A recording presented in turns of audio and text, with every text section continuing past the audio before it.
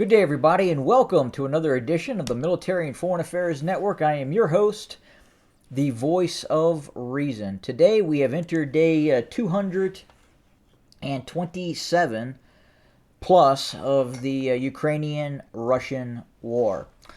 And again, obviously the fighting continues.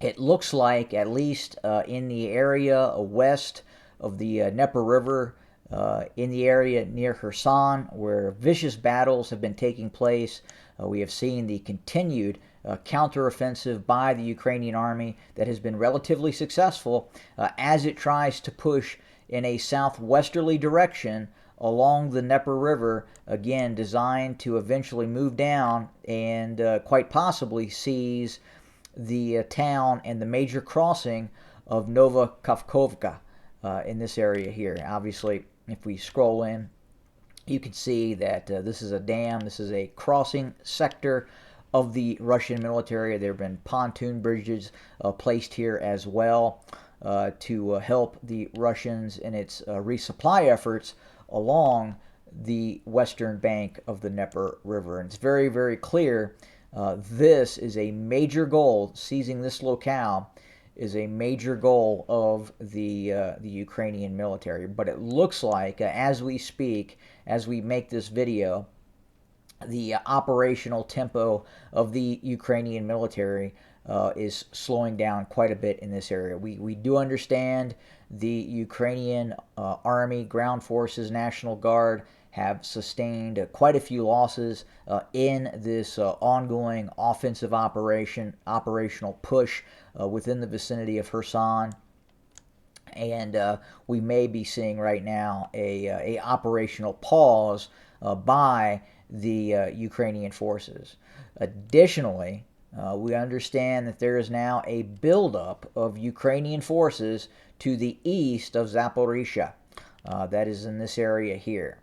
It looks like that there is a degree of possibility that the Ukrainian military is looking at conducting a third offensive operation in the direction of Mariupol. Now, that would be significant if, in fact, the Ukrainian military, and this is just a hypothetical scenario, is able to drive down and cut this land corridor south. At the same time, we have seen this strike on the Kerch Strait bridge network that is here.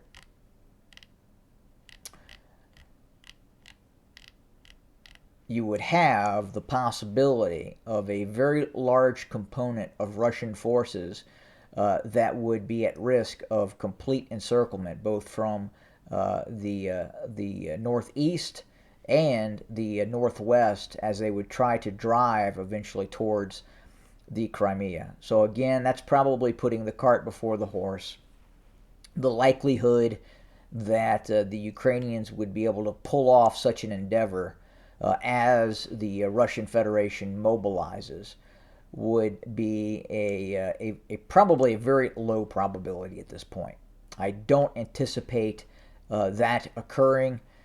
It would be a very, very difficult and bloody campaign by the Ukrainian forces. At the same time, it would even increase the possibility of the deployment of tactical nuclear weapons. But it does look like the Ukrainians at least are making the appearance that it could be readying a offensive drive in the direction of Mariupol. But we'll have to watch this very, very closely, and obviously we are continuing to see what happens post strike on the Kerch Strait bridge. As we look at this, and we look at the photographs of what happened, it looks like there were multiple strikes.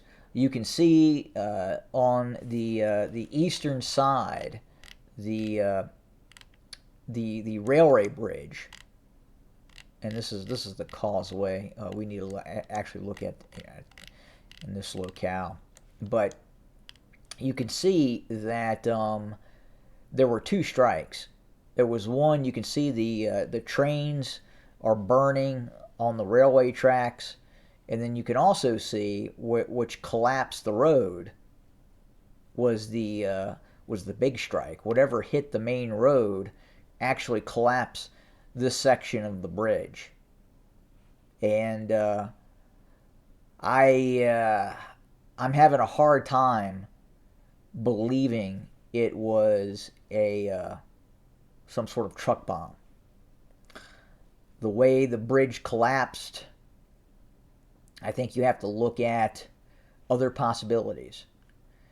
And again, if there was just one truck bomb, and again, this is not a small bridge. If you look, you can see the cars here, and you have 1, 2, 3, 4 lanes, right? And a whole section of this was collapsed. And then you had railway cars burning over here.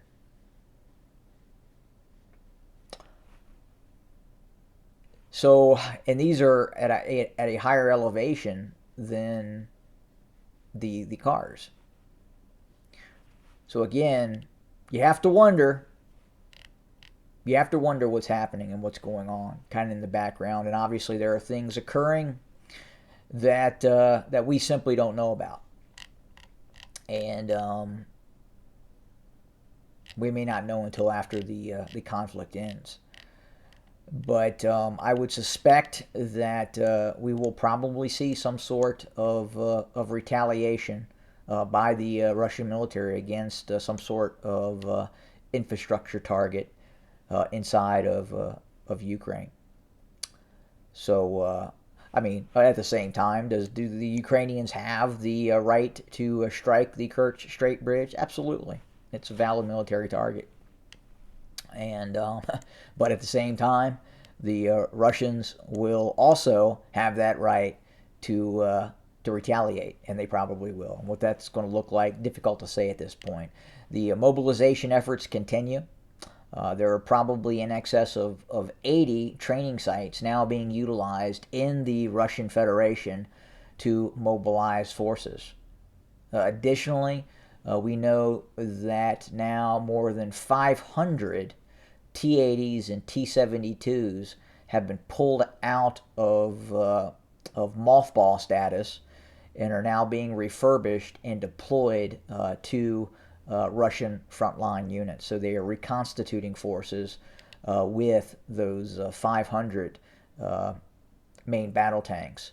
And we also know that a lot of artillery, probably more than 500, have been pulled out of a reserve status and are being deployed with existing combat units. And in all probability, the Russians are creating additional combat units as well as it continues to mobilize its forces. But I have a belief that this conflict, in terms of what it looks like now, and once we get into January, February of next year, March of next year, and then eventually summer of next year, is going to look quite a bit different as Russia continues to mobilize its forces. And we have no reason to believe that, based on history, that this conflict will look a lot different than what it looks like now in terms of Russian capability. Again, the Ukrainians have mobilized, and they have been reaping the benefits of that mobilization, and now the Russians are just really starting to fully mobilize. And that's going to change the dynamic as this war continues. But that's where we're at for today. We'll continue to monitor, report, and bring you more content for your consumption. Thanks for joining us today. Have a great day.